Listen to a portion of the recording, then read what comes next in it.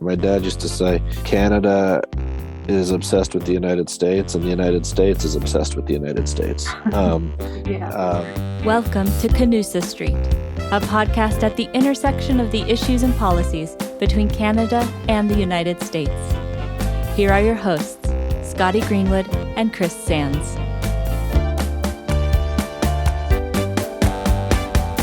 Welcome back to Canusa Street, everybody. I'm Scotty Greenwood with the Canadian American Business Council, and I'm joined with my partner in crime, Chris Sands at the Wilson Center. Welcome, Chris. Thanks, Scotty. Nice to see you again. Good to see you.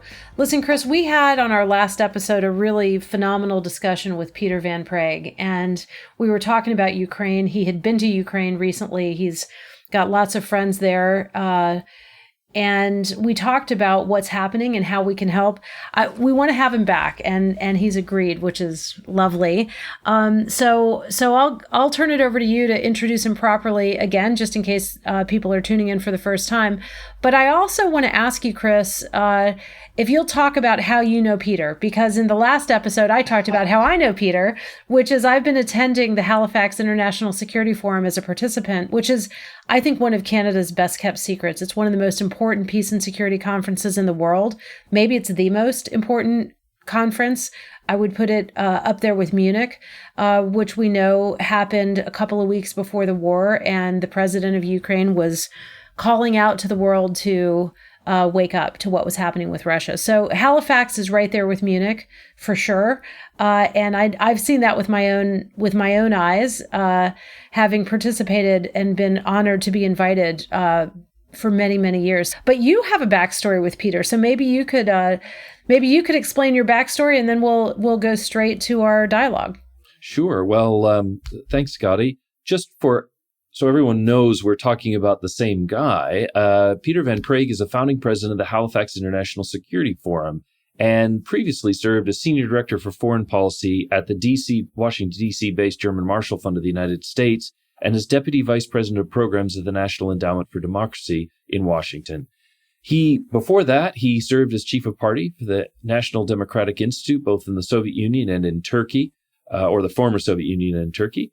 And in 2006-2007, Peter served as a senior policy advisor to the Minister of Foreign Affairs of Canada. But before all of that, he was his father's son, and I knew his dad, David Van Praagh, because David would bring down journalism students. He was a professor of journalism at Carleton University. He'd bring down journalism students to Washington to go to a White House press briefing or a State Department press briefing, and I somehow made the tour, and it was great to be able to talk to his students, some of whom have gone on to very successful careers in international journalism. So off to a good start. And I remember it was one of those sessions, I think, after, and I was at the Center for Strategic International Studies then, that David said, I'd love you to talk to my son. He's interested in, democracy, he's interested in the world, the international relations, think tanks, and this does happen to me. It's because I'm a pedantic middle-aged guy. So people think, he's the kind of person who will dispense advice at the drop of a hat, which is generally true, even though I wasn't that old then, not quite middle-aged.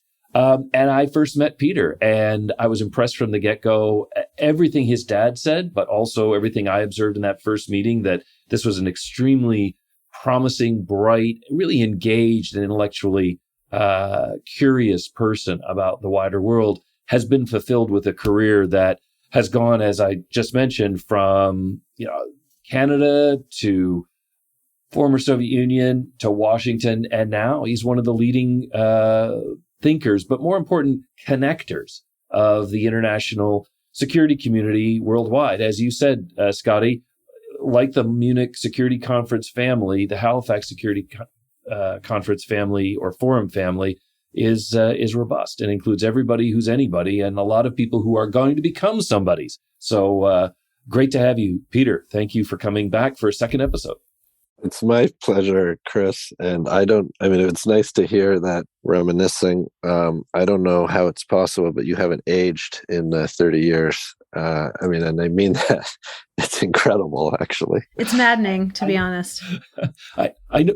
I know. Well, our listeners won't know this. I am just jealous that you have a beard with not a speck of gray in it. I got a little gray, but the beard is there because I don't have, people might not know, but I'm completely bald. So anyway, and I wasn't when you and I first met each other, which was really nearly 30 years ago, actually. It's quite amazing. And I never thought of your primary characteristics being your hair. It was what was in the head. So that at least is still there, which I'm glad about.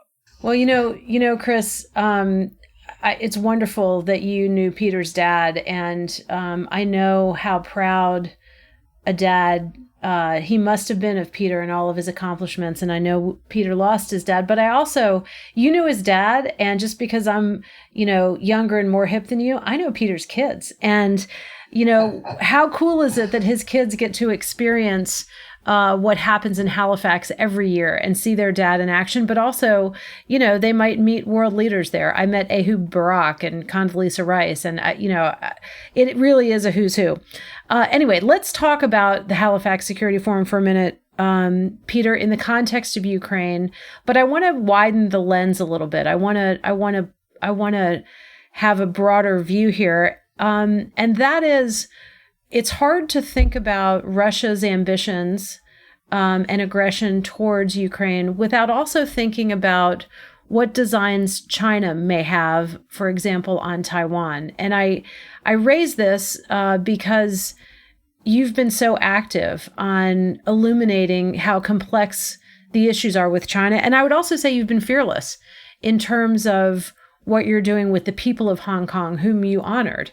And so maybe if you could put into context for us the Ukrainian-Russian situation, into context also with China, Russia, and China in general. So easy, light little question there to start us off, if you would. Yeah. Well, Scotty, Chris, I'm delighted to do it. I'll do my best on this, but as you said, this is the stuff of volumes and books, and everybody has an opinion. So I'll do my best to tell you what I'm hearing right now. I am in touch with folks both in Taiwan and in China. So Vladimir Putin, traveled to Beijing at the beginning of the Olympic Games, and he, together with the Chinese leader, put out a 5,000-word agreement. And I have to tell you that I did not read all 5,000 words. I've read the summaries, and the summaries suggest a very close partnership between China and Russia, between Russia and China, and that is not something that is straightforward. Russia and China are not natural friends. They've been competitors for centuries. Now, what has been reported is that President Xi of China asked President Putin of Russia not to do anything during the Olympics.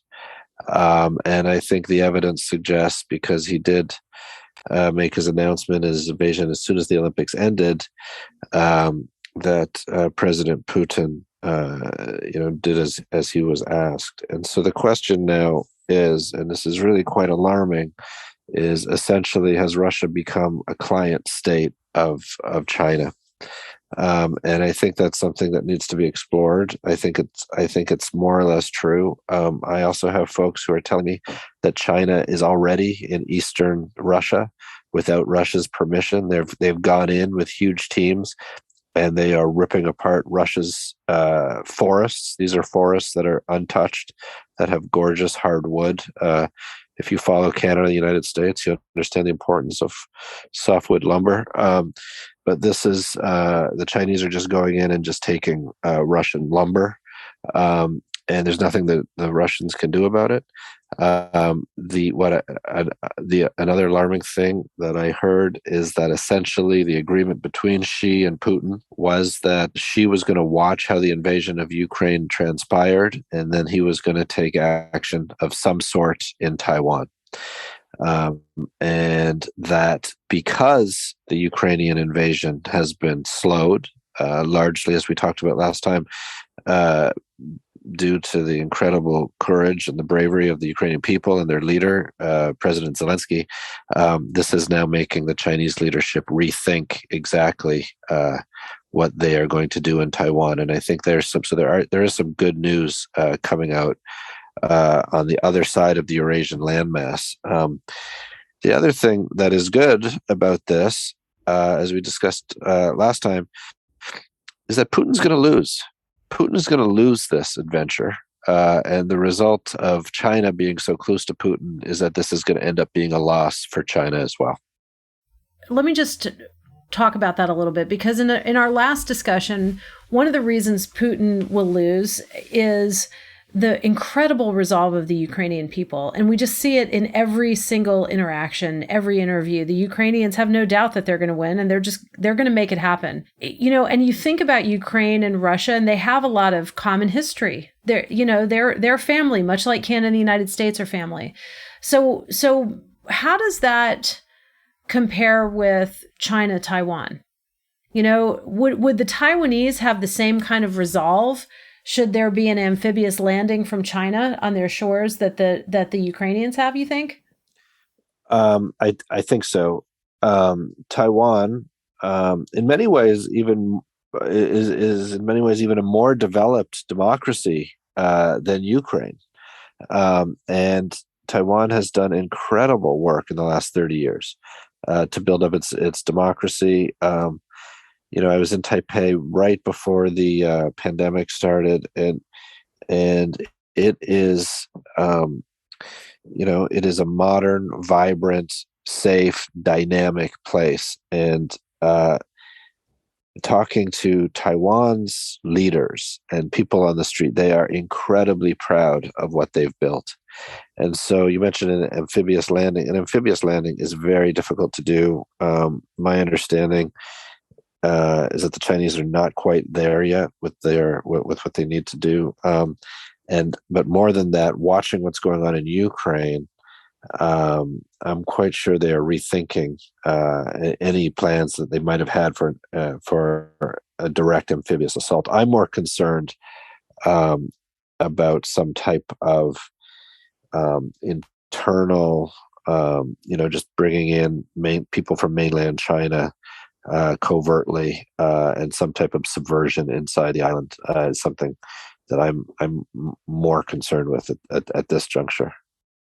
Peter, I think personally that it is because of Canada's longstanding openness to newcomers, refugees, immigrants. But something that I think a lot of our listeners don't know is that there is a robust Ukrainian community in Canada that has been around for a long time, and also, for that matter, a robust Chinese Canadian community with many people who've come from Hong Kong. How, if you could characterize those communities a little bit, maybe for our listeners, but also how does that engage Canadians and the Canadian Defense Ministry and the Foreign Ministry and prime ministers in these conflicts overseas? They are a long way from Canada, and yet in some ways, even more than the United States, Canadians are on the edge of their seats watching these events and thinking about them. Can you talk a little bit about that?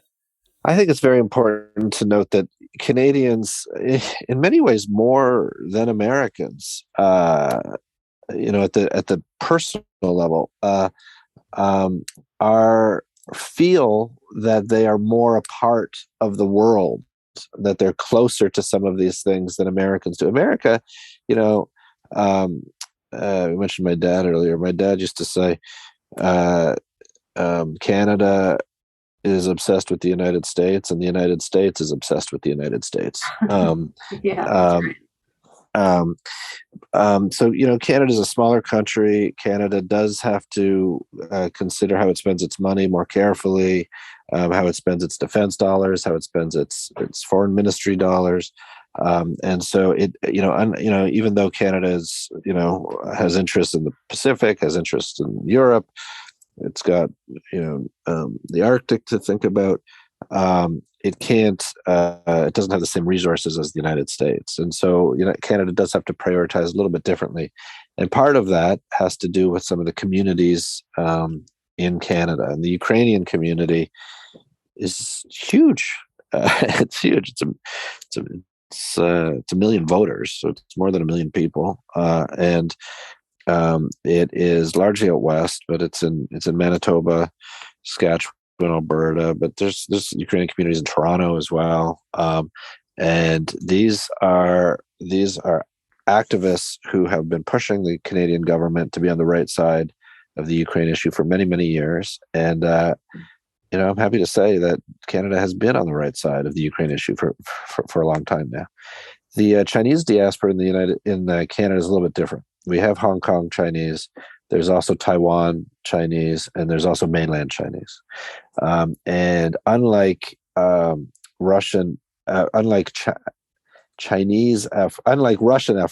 to to integrate into these communities that have not been successful, the Chinese government's efforts at integrating into these communities in Canada and in the United States have been successful. So, for example, Chinese language community newspapers now essentially are all run by the Chinese Communist Party in Beijing. So it's very difficult now for Chinese speakers in Canada to get Chinese news that's independent. And so China's very active. Probably not supposed to say this, but it's been a while now. But when I worked at Canada's Foreign Ministry, I had to remove some Chinese spies from the Chinese mission, and we had to remove Chinese spies who were working on Canadian university campuses to recruit Chinese Canadian students. And so this is now 15, 16, 17 years ago. But you can expect that those efforts in Canada and the United States have only increased. Let's talk about this fraught relationship a little bit more with Canada, U.S., and China. A feature of the relationship over the last few years has been the fact that China captured the so-called two Michaels. It was a very famous story. Two Canadian citizens who were in China and imprisoned wrongfully in China for more than 2 years in retaliation for Canada detaining the CFO of Huawei, who the U.S., at the request of the U.S., who the U.S. had said violated sanctions agreements towards Iran. So complicated story. Anyway, the point is there were two Canadians in China that were captured and imprisoned. And in what I think, and that was a huge, massive diplomatic issue as between Canada, the United States, and China. And it really colored the relationship for the last couple of years. And in a minor miracle, once they were released, one of the Michaels was at the Halifax Forum, Peter. So how did you pull that off? How are the Michaels doing? And what's your view on that whole episode in our history? Yeah, that's right, Scotty. We were, very proud to host Michael Kovrig at Halifax last year. I think it was the first meeting that he went to. That whole episode of the two Michaels being taken off the streets in China and being held is an embarrassment. It shouldn't be considered an embarrassment for Canada and the United States. It should be an embarrassment for the Chinese government. That these are the tactics that a country that wants to be part of the international system is going to take. And so these tactics are akin to, and it's very important to understand the nature of these regimes. These are akin to Vladimir Putin's mindset. And so these are not governments that we can trust. These are, what I like to say about individuals and governments that lie is that liars are called liars because they lie. And very often, you'll hear Vladimir Putin say something and Western commentators will cling on to that one thing as if he's telling the truth. Well, no, liars lie about everything. And the same is true. We don't like to think about it with the Chinese because the conflict with China is frightening because China is so big and its economy is so big. But China's not a reliable partner. China is a problem. And that is why, I'm looking for the good in what's going on in Ukraine. And the good is that this relationship between China and Russia was not fully baked, and that the adventurism of Putin is not going to be rewarded. He's going to be punished for it, and because China is aligning himself with Putin, China is going to suffer the consequences as well. I certainly hope you're right about that. But I want to talk about something that in the Canada-U.S. Relationship we talk about a lot. Seems like a perennial. You mentioned softwood lumber in the earlier one. That's another perennial. But one of the topics we often bicker over is Canada's defense spending and what Canada is prepared to do. And as you said very eloquently earlier in this podcast, Canada's a smaller country. It has to husband its resources carefully and make some strategic choices as it goes forward. So what I'd like to ask you about is Canada's potential contribution here, and what this crisis may mean for Canada's defense spending down the road. We've seen the Germans talk about spending more money on their defense, reaching 2%. Maybe other countries will reevaluate their positions. Realistically, what can Canada do? Why would it do it? And will we see a change in Canada's defense spending, or are there other areas where, for example, refugees, cybersecurity, sanctions enforcement, that Canada could play a role outsized and maybe unexpectedly for the Americans? Chris, Scotty, Canada should be doing all of this, and I will tell you, I don't want to break news because I'm not. There's nothing that I know that you don't know. But Canada is going to increase its defense spending. It can't continue at this pace in this world. Prime Minister Trudeau said that Vladimir Putin is going to lose. Great. What's Canada? What else is Canada going to put on the table?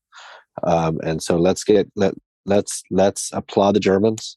The Germans have done a great job. They too slow, but they understood pretty quickly. Now they are right in the region, but in this world that we live in today, we are all in the region, and so let's just understand that. Let's support the Canadian government as it endeavors to increase its defense spending, and let's understand that Canada's defense and tech sector is as good as any in the world, and so these can be dollars that are not spent on American systems or European systems. There is Canadian technology that can be brought to bear and brought to the fight, and I can tell you there are American companies that are using Canadian technology and spending a lot of money, and I think some more government support on R&D, some more purchases by D&D. We need to change, frankly, the way that some of these acquisitions are resourced to make them more efficient and make them more just speed them along. Some of these things are just choked up, taking way too long, and we need to move that quicker and get Canadian prowess. A lot of engineering prowess can be brought to bear and put in the fight. It seems to me there are two other Canadian assets, if you will, and I'm going to change this up a little. I'm going to pose this question both to you, Peter, but also to you, Chris. So in addition to what we're talking about in terms of defense and technology, and Peter, I agree completely with your analysis of Canadian ingenuity and engineering and all of that. But in addition to that, seems to me Canada's got two almost unique gifts. One is it's relatively open to refugees. And so Canada, we've seen that with Afghanistan, but what do you think, what more could Canada do, or what should Canada do with respect to refugees coming from Ukraine? We've already talked about the Ukrainian diaspora in Canada. It's large.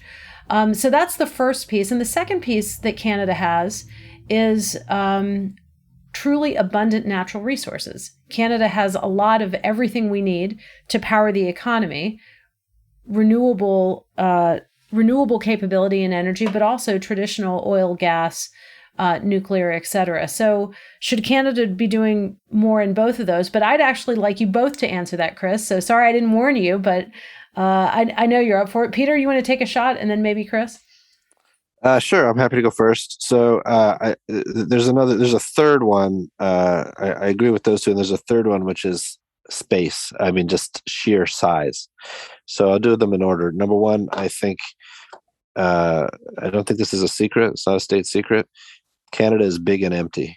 My point of view, which is not in line with exactly any political position in Canada, is that Canada's immigration doors, refugee doors, should be wider open. They are. I'm proud that they have been open as much as they are in the last few years, much wider than the American doors.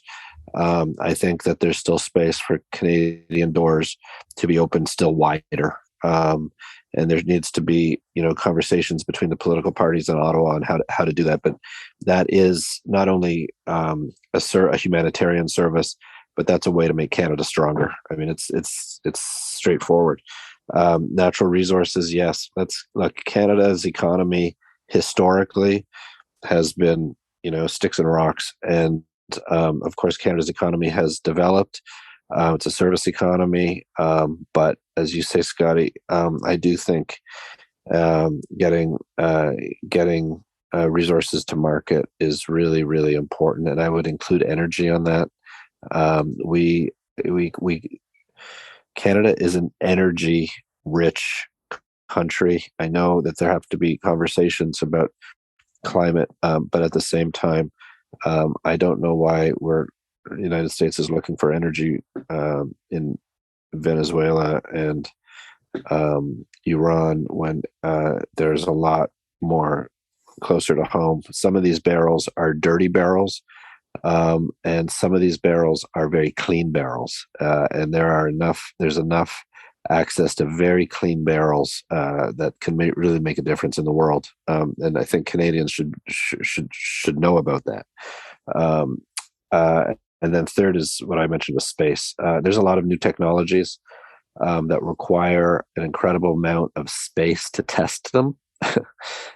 These are planes, these are missiles, these are different technologies, and Canada should be volunteering to host some of these technologies with its NATO allies to get, this is one of the things we discussed at Halifax last year, is that the Chinese and the Russians are actually ahead of the United States and NATO on hypersonic weapons. Part of that is increased testing and finding locations to test, and Canada can play an important role in that regard. I couldn't agree with you more, particularly on that final point. Canada does have airspace, quite a lot of it, and there are a lot of U.S. defense companies that do testing of aerial drones and other technologies in Australia, because that's another place that has lots of space. And Australia makes money. They rent their space by the kind of square inch, and so you could make money and build up resources in some places that are not populated, and it will be interesting to see if Canada does that. And Chris, I'd love your thoughts on the kind of relative advantages of Canada. And I should probably just put a little disclaimer or disclosure here for our listeners. I do work with provinces, in particular the province of Alberta. The Premier and the Energy Minister has a very strong opinion, I think understandably, on this, but I'm in that fight, so I'm not totally unbiased. So anyway, you perhaps are. So over to you, Chris. Oh, well, I guess, yes. So my view in this is that the good and the bad is that Canada has been very blessed with energy resources, with know-how, with very smart people. And to some extent, and I'm not complaining because this has been good for the United States, it has been focused so much on providing all that talent to the U.S. And what I'm hoping this crisis does, and just as an American who cares about Canada, is helps Canadians to understand that as important as they are to the U.S., they're important as a partner of a lot of other countries. This week we heard Japan announce that they could not stop buying Russian oil and gas because they've been building some infrastructure and they are very much tied to that economy. And after the nuclear plant in Fukushima was shut down, they really need that fossil energy. We're hearing from Germans and others who, if they don't complete Nord Stream 2, need a source of LNG that's terrific. Canada has these things, but has difficulty getting infrastructure to the sea. And so much of our energy has been, can we get through Keystone? Can we get through the United States? But I think what we have missed until now is that just as Canada was once the breadbasket of the world, producing grain and other products when other countries were bombed out and farming wasn't going well, now they could be really the arsenal of democracy on the energy front and in other ways, providing those resources. And to not think, yes, we're worried about climate change and those things are important too, but we're talking about countries that are also committed to addressing climate change and want the cleanest barrel, to use Peter's phrase, the cleanest LNG in transition. And soon we're going to be talking about hydrogen too. And that's something that where Canadians have technology that could go around the world. So this is going to sound strange. Americans love to beat their chest and we're self-promoters. We are. That's part of our DNA. Canadians are often not. They sort of say, well, we're okay, but we're not going to brag about it. Well, Canada should be bragging about it. And I think a lot of countries should see Canada anew in a crisis like this.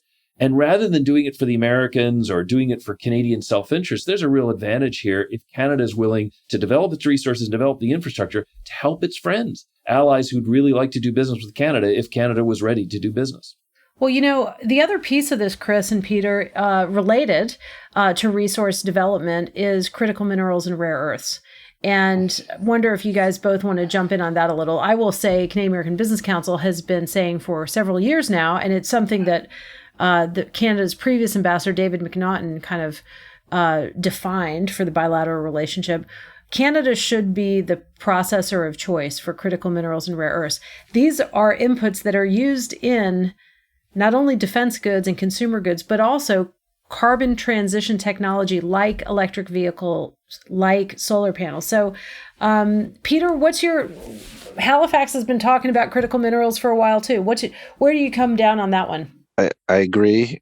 Not only do I agree, but I think it's more important than ever because the Chinese, first of all, just have to look at the map of the world. A lot of these resources are either in Russia or in Chinese. They're not so much in China as they are in areas that China is now controlling and have bought mines in Africa, other places. And so as this conflict grows and lines are drawn, it's actually, just as we've put sanctions on the Russians, it's going to be difficult to get goods out of both China and Russia. And I think Canada, again, just looking at a map, is going to become that much more strategically important for these things. I also make the point that a lot of these things, including lithium and nickel that are inside batteries, are already inside batteries and can be mined through recycling. And that is something that we're not paying enough attention to right now. We send the batteries back to Asia. Old batteries are recycled and they're put on ships back to Korea or China. We should be keeping those batteries in North America, and we should be recycling and taking. There are means to get almost 100% of the products out of existing batteries, and that is something that is pro-environment that Canada, I think, should be doing more of as well. I couldn't agree more, and I think it's a great testament that Canada's already thinking about this in a very circular economy, sustainable way. Just a question for you, Peter, and it maybe goes into the side I work on a bit more, which is the economy. It seems as though we're at an important sort of pivot or crossroads where there will be supply chains, hinged on China that operate as they have done, and yet supply chains in the West connecting Canada to the U.S. are going to have a higher standard, where consumers want to know the goods they buy don't have any bad things, from forced labor to any of the negatives we worry about, whether it's whatever individuals don't want to touch, their values. They want to make sure that's reflected in the product. And at the same time,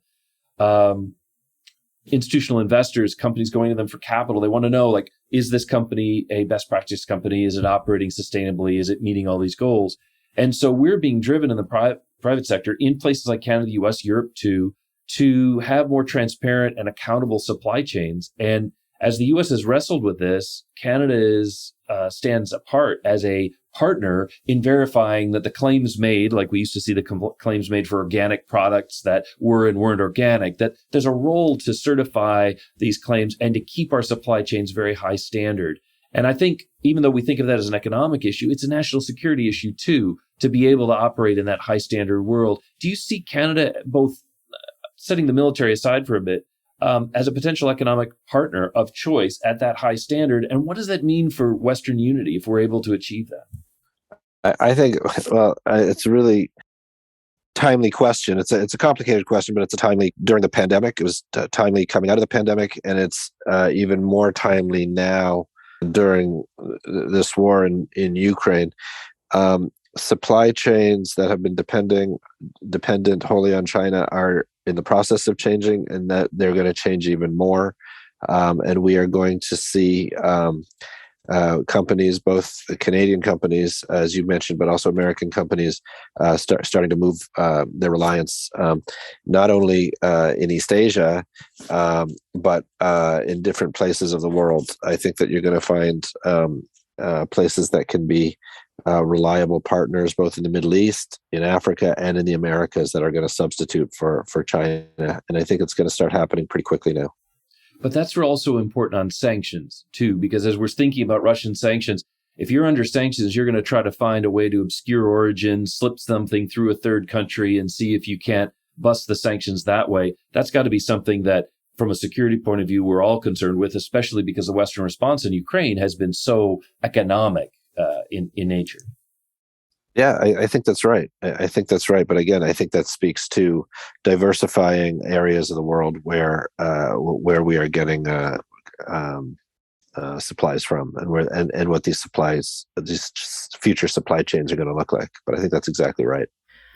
You know, listening to you two guys, Peter, I feel like we could talk for hours, and we could cover the entire world with you. It's such a joy to have you, even in such an intense, crazy time. I mean, you know, I feel like you've been thinking about some of the more difficult problem spots of the world for years and years, and I only kind of dabble in them when I have to, which is when I attend Halifax each year. So we're happy to have you share your insights and your perspectives.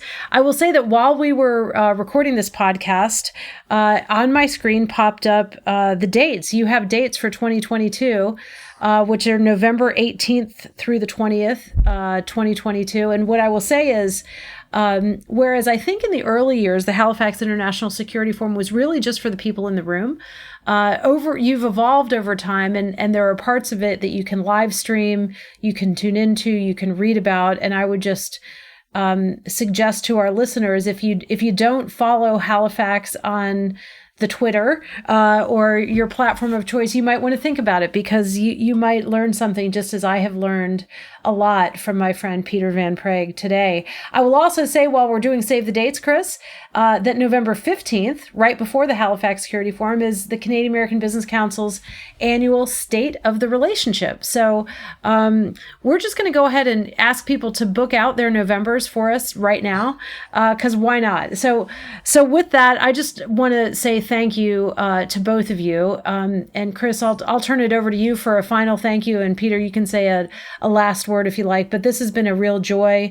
As hard as these issues are, it's really good to unpack them and to think about them and figure out how we can get involved, you know, intellectually, financially, physically, whatever we can each do in our own way. So over to you, Chris. I'm just excited, Scotty, because connecting with Peter has given us confidence there will be a next tango in Halifax, and we'll all be looking forward to that one. I think Halifax has become a key part of the international security calendar.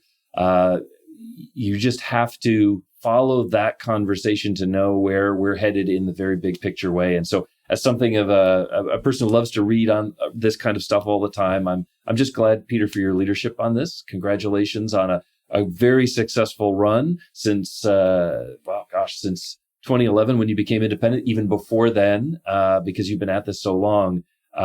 Thanks for coming on Canusa Street today. Chris, it's been a privilege to do this, and Scotty, thank you so much for including me. And it's been my pleasure. So thank you, guys. Great to have you as always. Absolutely.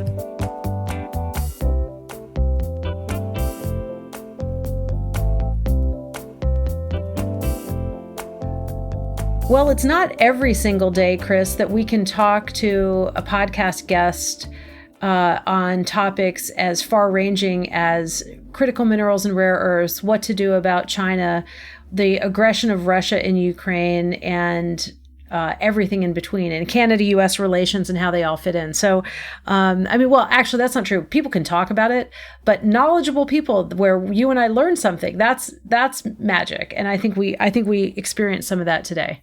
Yeah, Peter really speaks to these issues with authority, but I love this conversation in this second episode because what Peter did is shared something that you and I get to see a lot, which is how Canada's multicultural, diverse, immigrant-driven society, similar to the U.S., has a slightly different complexion and gives Canada, I think, in many ways, a unique window on what's happening in Ukraine because of the 1.3 million Ukrainian Canadians, or what's happening in Asia because of so many Chinese Canadians or ethnically Chinese Canadians. It's a complex mix, and you wouldn't always know it. We still tend to think of Canada as the land of Justin Bieber and Celine Dion, kind of very European, but it's actually a much more diverse society. Just ask Wayne Gretzky, perhaps the most famous Ukrainian Canadian these days. Canada has a lot to bring to the table, and they don't brag about it, but at a time like this, in a big crisis, it really pays to pay attention to what the Canadians are doing. Well, that's exactly right. And a couple of the issues we touched on, but they themselves are a whole other podcast. So we touched on forestry, and of course, Canusa Street is talking about forestry, but we also touched on energy and carbon transition. And so, Chris, I look forward to a future episode where we dive even deeper into the question of how do you provide the world with the resources it needs, but do it in a way that is friendly to the planet and life-sustaining. So that'll be a subject for another day, but I'm glad we got to kind of introduce the ideas today. Yeah, Canusa Street is just a street, but it connects the world to both Canada and the U.S. So great place to find out more about this amazing partnership. And I love our amazing partnership, you and me, Scotty. It's magical. It's one of my favorite collaborations ever. So thanks, Chris. We'll see you next time. All right, see you next time. This podcast is brought to you by the Canadian American Business Council and the Wilson Center. If you like this episode, help others find our show and give us a rating on Apple Podcasts or Spotify.